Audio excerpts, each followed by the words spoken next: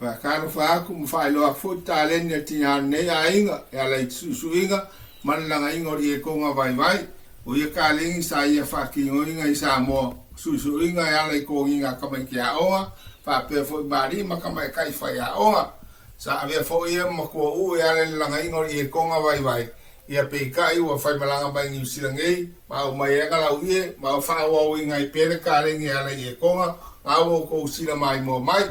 sa whaawau inga fo ia anga suisuinga, ma o ngisi o anga suisuinga pe o kou sina mai mo mai ai lunga, whapea fo i ngei o whkingoro o fuinga, whapea fo i ngei suinga ura i aro ma ura inga, a wārangi whaamui moe,